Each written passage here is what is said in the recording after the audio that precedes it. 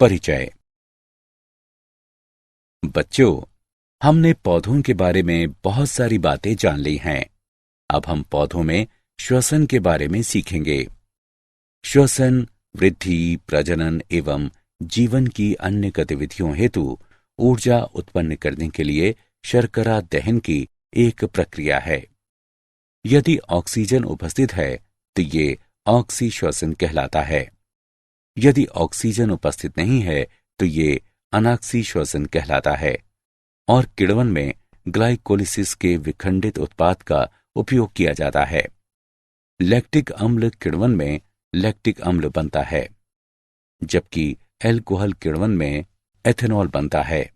इसलिए इस पूरे मॉड्यूल में हम पौधों में श्वसन के बारे में जानेंगे।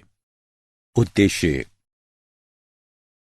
इस पाठ के अंत में आप निम्न करने में सक्षम हो जाएंगे: पौधों की सांस लेने की प्रक्रिया की चर्चा करना, ग्लाइकोलिसिस की व्याख्या करना, किण्वन के बारे में जानना, ऑक्सी श्वसन की चर्चा करना, ट्राइकार्बोक्सिलिक अम्ल चक्र की व्याख्या करना, इलेक्ट्रॉन परिवहन तंत्र यानी ईटीएस और ऑक्सीकरणी फास्फोरिलीकरण की व्याख्या करना, श्वसनीय संतुलन शीट का विचार देना, श्वसनीय अनुपात को परिभाषित करना। क्या पादप सांस लेते हैं? इस प्रश्न का कोई परोक्ष उत्तर नहीं है। पौधों में श्वसन ऑक्सीजन का उपयोग और कार्बन डाइऑक्साइड को मुक्त करना है। पौधे अपना भोजन बनाने के लिए भी कार्बन डाइऑक्साइड का उपयोग करते हैं और इस प्रक्रिया में ऑक्सीजन भी मुक्त करते हैं। ये प्रक्रिया प्रकाश संश्लेषण कहलाती है। पौधों में श्वसन के लिए कोई विशिष्ट अंग नहीं होते हैं, लेकिन इनमें रंध्र और वात रंध्र पाए जाते हैं। पौधों में श्वसन ऑक्सीजन का उपयोग है, जो ग्लूकोज के साथ जुड़कर कार्बन डाइऑक्साइड, जल और ऊर्जा उत्पन्न करती है।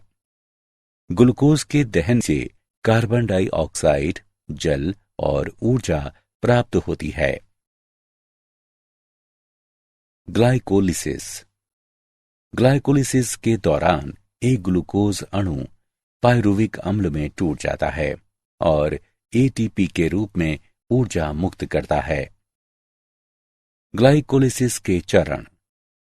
ग्लूकोज हेक्सोकाइनेज एंजाइम की उपस्थिति में एटीपी द्वारा ग्लूकोज 6 फॉस्फेट में फॉस्फरीकृत हो जाता है। इस अभिक्रिया में एक एटीपी का उपयोग किया जाता है। ग्लूकोज 6 फॉस्फेट फॉस्फोग्लूकोज आइसोमेरेज एंजाइम की उपस्थिति में अपने समावयवी फ्रुक्टोज 6 फॉस्फेट में परिवर्तित हो जाता है। फ्रुक्टोज 6 फॉस्फेट फॉस्फोफ्रुक्टोकाइनेज एंजाइम की उपस्थिति में एटीपी द्वारा फॉस्फरीकृत हो जाता है। इस प्रकार फ्रुक्टोज 1,6 डाइफॉस्फेट बनता है और एटीपी के एक और अणु का उपभोग किया जाता है। अब फ्रुक्टोज 1,6 डाइफॉस्फेट एल्डोलेज एंजाइम की क्रिया द्वारा 3 कार्बन शर्कराओं डाइहाइड्रोऑक्सी एसीटोन फॉस्फेट यानी DHAP एवं 3 फॉस्फोग्लिसरल्डिहाइड यानी PGAL में 2 अणुओं में विभक्त हो जाता है। डाइहाइड्रोक्सी एसीटोन फॉस्फेट यानी DHAP ट्राइओस फॉस्फेट आइसोमरेज एंजाइम की क्रिया द्वारा PGAL में बदल जाता है। अब 3 फॉस्फोग्लिसरल्डिहाइड 3 बाइफॉस्फोग्लिसरेट में बदल जाता है और NAD+ से NADH+ H+ भी बनाता है। 3 बाइफॉस्फोग्लिसरेट अब 3 फॉस्फोग्लिसरिफ अम्ल में बदल जाता है और ये ADP से ATP भी उत्पन्न करता है। 3 फॉस्फोग्लिसरिक अम्ल 2 फॉस्फोग्लिसरेट में बदल जाता है और उसके बाद 2 फॉस्फोग्लिसरेट फॉस्फोइनोल पायरुवेट अम्ल में बदल जाता है तथा साथ ही जल मुक्त करता है और अंत में फास्फोइनोल पायरुवेट पायरुविक अम्ल में बदल जाता है और एडीपी से एटीपी भी उत्पन्न करता है। किण्वन किण्वन सूक्ष्म जीवों द्वारा कार्बनिक यौगिकों के अनाक्सी विखंडन की प्रक्रिया है। उदाहरण के लिए यीस्ट ऑक्सीजन की अनुपस्थिति में अनॉक्सी श्वसन कर सकता है। लैक्टिक अम्ल किण्वन में पायरुविक अम्ल लैक्टिक डिहाइड्रोजिनेज एंजाइम द्वारा लैक्टिक अम्ल में परिवर्तित हो जाता है। अपचयी कारक NADH प्लस H प्लस होता है जो NAD प्लस के लिए पुनः ऑक्सीकृत हो जाता है। एल्कोहल किण्वन में पायरुविक अम्ल एसीटैल्डिहाइड उत्पन्न करने के लिए कार्बन डाइऑक्साइड का एक अणु मुक्त करता है। उसके बाद acetaldehyde NADH plus H plus को पुनः ऑक्सीकृत करता है और तब ये एथेनॉल में अपचित हो जाता है। पायरुविक अम्ल डीकार्बोक्सिलेज और एल्कोहल डिहाइड्रोजिनेज एंजाइम इन अभिक्रियाओं को उत्प्रेरित करता है। ऑक्सीश्वसन ऑक्सीश्वसन में ऑक्सीजन की उपस्थिति में पायरुविक अम्ल कार्बन डाइऑक्साइड और जल में पूरी तरह से ऑक्सीकृत हो जाता है।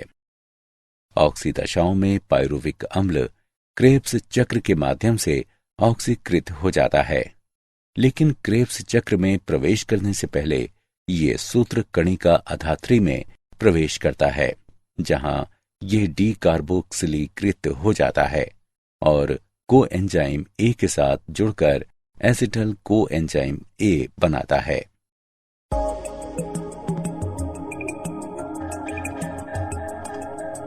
ट्राइकार्बोक्सिलिक अम्ल चक्र ऑक्सीजन की उपस्थिति में सूत्र कणिका के भीतर संपन्न होने वाला श्वसन चक्र क्रेब्स चक्र या ट्राइकार्बोक्सिलिक अम्ल चक्र कहलाता है। क्रेब्स चक्र का प्रारंभ जल की उपस्थिति में सिट्रिक अम्ल बनाने के लिए ऑक्सेलो एसिटिक अम्ल सहित एसिटाइल COA के संघनन के साथ होता है। एकोनिटेज की उपस्थिति में सिट्रिक अम्ल सिस एकोनिटिक अम्ल में परिवर्तित हो जाता है और जल का एक अणु मुक्त होता है। सिस एकोनिटिक अम्ल जल के संयोजन के साथ एकोनिटेज एंजाइम की उपस्थिति में आइसोसिट्रिक अम्ल में परिवर्तित हो जाता है। अब आइसोसिट्रेट डिहाइड्रोजिनेज एंजाइम की उपस्थिति में ऑक्सेलो सक्सीनिक अम्ल बनाने के लिए आइसोसिट्रिक अम्ल से 2 हाइड्रोजन आयन अलग हो जाते हैं। इस दौरान NADH प्लस H प्लस के निर्माण के लिए ये हाइड्रोजन आयन NAD प्लस द्वारा ग्रहण किए जाते हैं। ऑक्सेलो सक्सीनिक अम्ल कार्बोक्सिलेज एंजाइम की उपस्थिति में डीकार्बोक्सिलीकृत होकर अल्फा कीटोग्लूटेरिक अम्ल बनाता है और कार्बन डाइऑक्साइड मुक्त होती है।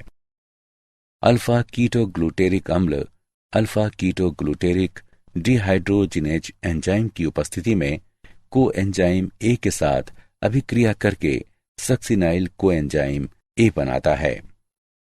अभिक्रिया के दौरान कार्बन डाइऑक्साइड का एक अणु और हाइड्रोजन आयन का एक युग्म मुक्त होता है।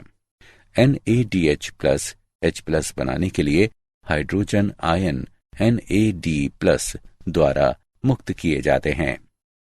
अब सक्सिनाइल COA सक्सिनाइल थियोकाइनेज एंजाइम की उपस्थिति में सक्सिनिक अम्ल में परिवर्तित हो जाता है। अभिक्रिया के दौरान GTP से GTP निर्मित होता है। अब सक्सिनिक अम्ल सक्सिनिक डिहाइड्रोजिनेज एंजाइम की उपस्थिति में डिहाइड्रोजनकृत होकर फ्यूमेरिक अम्ल बनाता है और 2 हाइड्रोजन परमाणुओं को मुक्त करता है, जो FADH2 बनाने के लिए FAD द्वारा ग्रहण किए जाते हैं। एंजाइम फ्यूमरेज की क्रिया द्वारा फ्यूमेरिक अम्ल मैलिक अम्ल में परिवर्तित हो जाता है।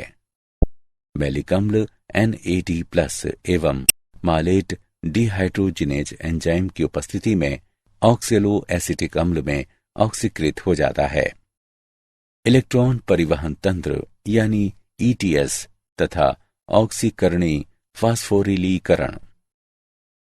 ग्लाइकोलिसिस और क्रेब्स चक्र के दौरान ग्लूकोज ऑक्सीकृत हो जाता है और कोएंजाइम NAD+ एवं FAD, NADH+H+ और FADH2 में अपचित हो जाते हैं।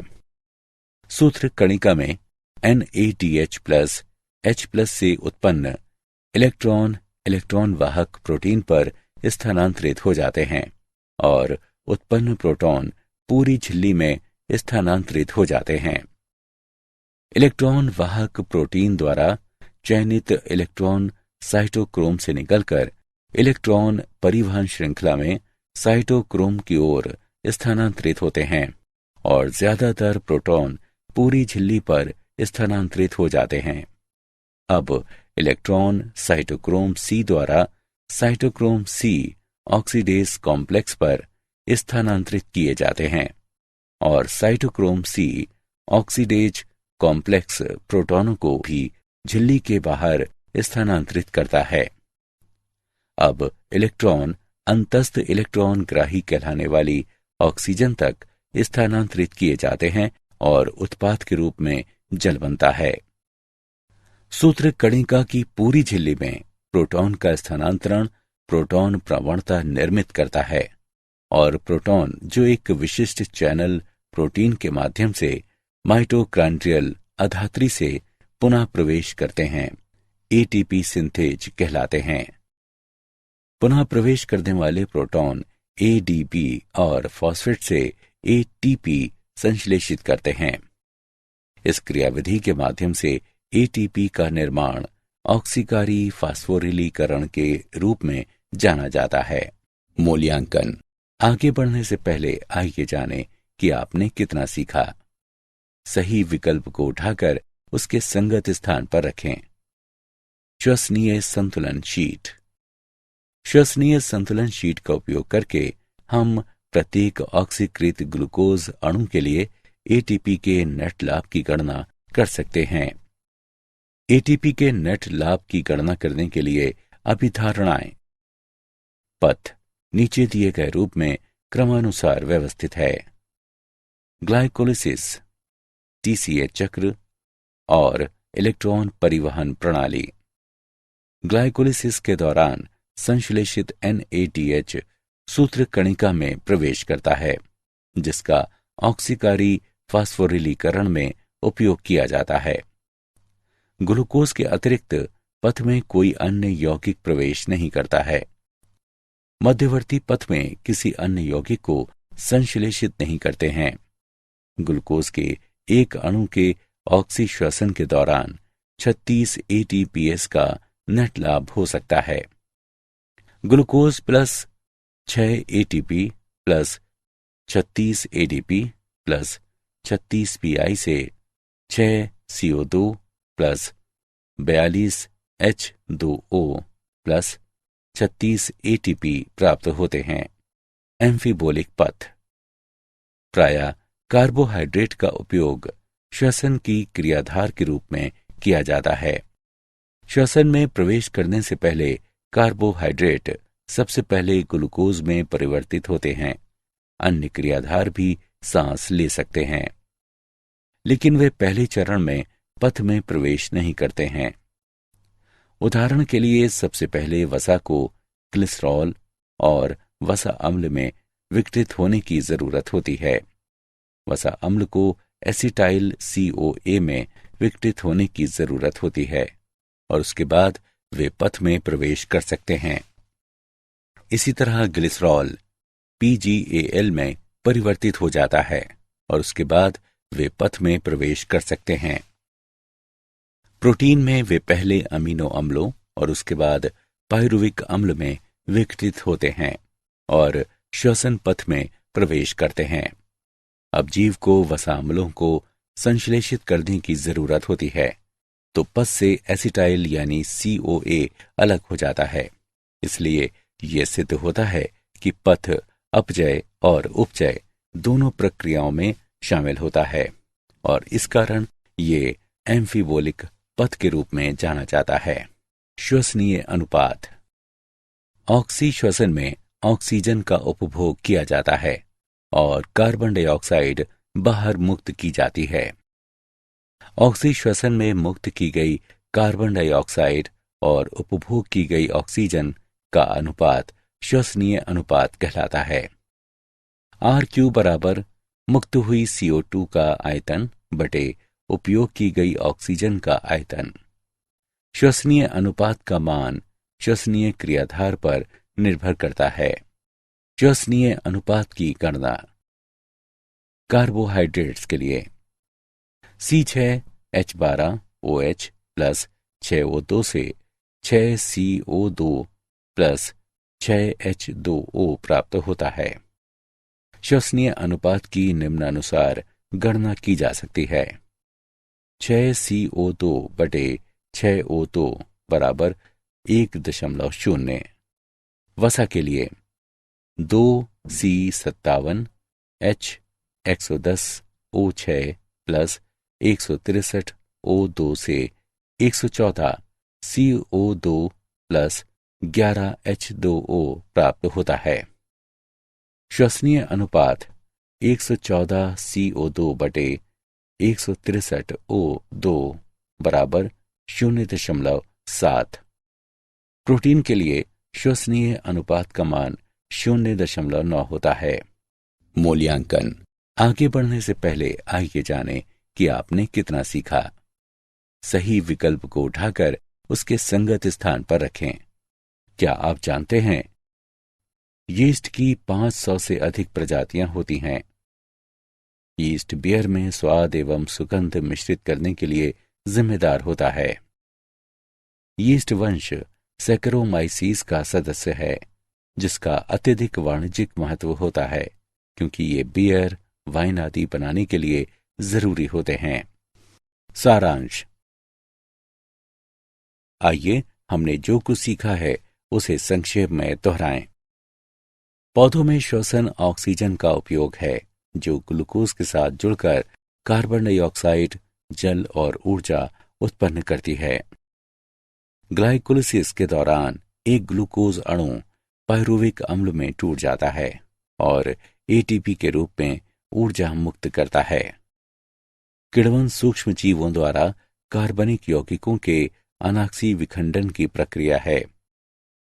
ऑक्सी श्वसन में ऑक्सीजन की उपस्थिति में पायरुविक अम्ल कार्बन डाइऑक्साइड और जल में पूरी तरह से ऑक्सीकृत हो जाता है। ट्राई कार्बोक्सिलिक अम्ल चक्र ऑक्सीजन की उपस्थिति में सूत्र कणिका के भीतर संपन्न होने वाला श्वसन चक्र है और ये क्रेब्स चक्र भी कहलाता है। इलेक्ट्रॉन परिवहन प्रणाली के माध्यम से ATP का निर्माण ऑक्सीकारी फास्फोरिलीकरण कहलाता है। ग्लूकोज के एक अणु के ऑक्सी श्वसन के दौरान 36 ATPase उत्पन्न होते हैं। श्वसन पथ एफीबोलिक पथ है। ऑक्सी